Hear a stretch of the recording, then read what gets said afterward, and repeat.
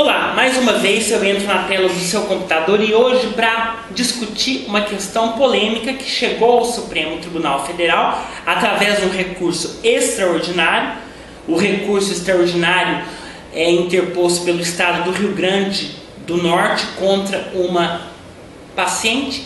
É o caso da questão dos medicamentos de alto custo. O Supremo Tribunal Federal, ele vai decidir, não se sabe quando esse julgamento será retomado, porque hoje ele foi suspenso, porque o ministro Teori Zavascki ele pediu mais tempo aí para analisar esta questão.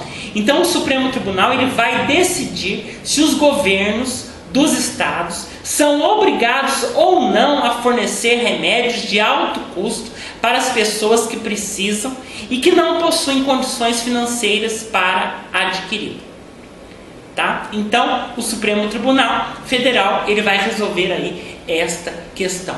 Quem não conhece alguém ou já teve algum familiar que precisou de remédios de alto custo para atenuar os problemas de alguma doença grave, crônica ou rara? Quem nunca conheceu um parente, quem nunca conheceu alguma pessoa ou teve algum parente vítima, de uma doença que necessita de um remédio ou que necessitou de um remédio de alto custo? Então, essa questão foi levada ao Supremo Tribunal Federal. E uma das coisas que o Estado do Rio Grande do Norte alegou neste recurso extraordinário, que discute aí a responsabilidade solidária dos entes da federação, foi o princípio da reserva do possível. O recurso extraordinário ele foi interposto contra uma decisão colegiada, da segunda Câmara Civil do Tribunal de Justiça do Rio Grande do Norte, que obrigou aí o Estado a fornecer medicamento de alto custo a uma paciente carente, conforme a prescrição do médico. E a decisão ela determinou o fornecimento desse medicamento pelo governo estadual e o financiamento aí solidário de 50% do valor pela União. Então a União ela financiava 50% e o restante era financiado aí de forma solidária pelo Estado potiguar, pelo Rio Grande do Norte. E o que o Estado do Rio Grande do Norte ele alegou? Alegou em síntese, ele alegou o princípio da reserva do possível, que os recursos do Estado eram escassos, estavam limitados para conceder aí a medicação. E ele também alega que o direito à saúde ele se mostrava como um direito social e que deve ser apartado dos direitos fundamentais por depender de uma condição, de uma concessão ali particularizada pela lei, por uma lei infraconstitucional, ou seja, uma lei abaixo da Constituição Federal.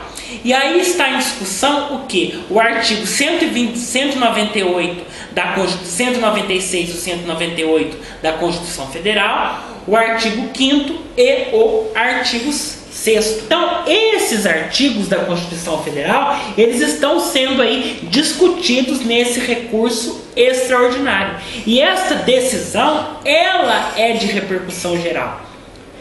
Sendo aí o Estado do Rio Grande do Norte condenado a fornecer esta medicação para essa paciente, todos os estados da federação também serão condenados da mesma forma.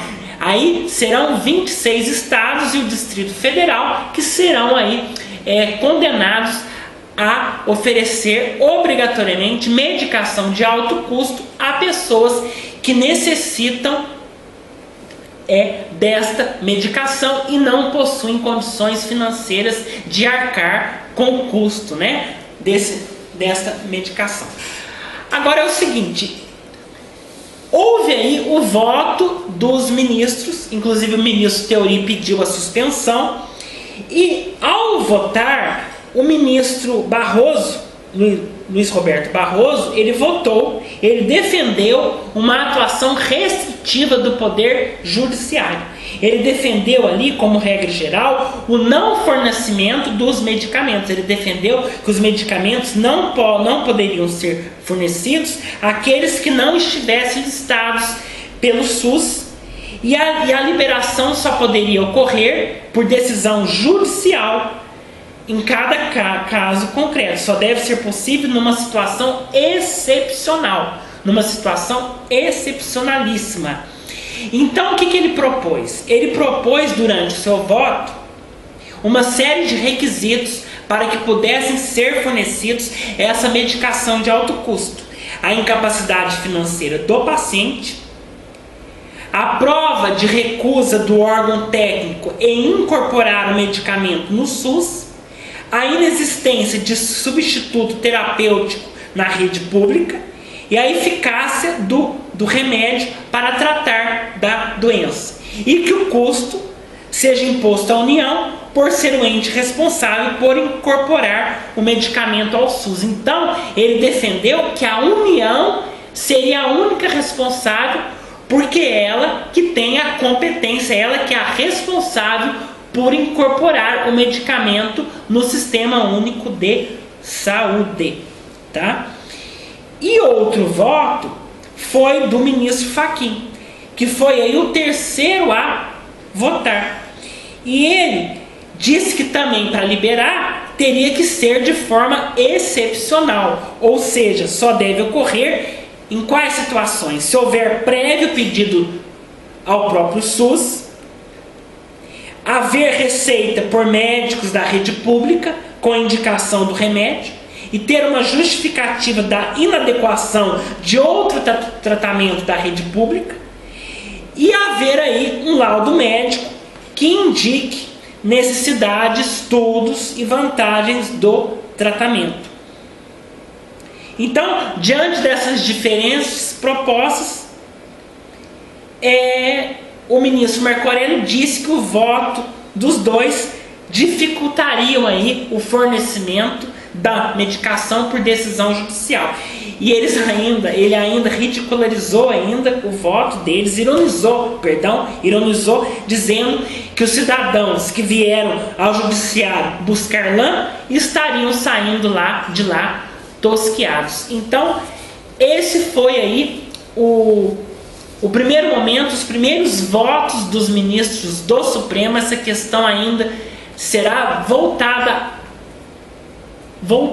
à rediscussão, né, a continuar aí esse julgamento, e vamos ver no que vai dar aí o resultado final deste recurso extraordinário. Então fica aí esse debate sobre a questão do medicamento, que é uma obrigatoriedade do Estado, porque a saúde é dever do Estado, né? É dever e responsabilidade do Estado. E quando eu digo Estado, eu coloco a União, os estados da Federação, eu coloco o Distrito Federal e os municípios de uma forma geral. Todos aí são responsáveis, né, pela saúde. Então, o que está se discutindo é, numa balança, a reserva do possível, a questão orçamentária dos estados, e no outro, o direito do cidadão à saúde. Fica aí na balança a reserva, o princípio da reserva do possível, para uma questão orçamentária de cada estado em fornecer essa medicação, e a saúde do cidadão. Então, até o nosso próximo encontro. Continue lá acessando o nosso blog, registre-se no nosso canal no YouTube, e até o nosso próximo encontro.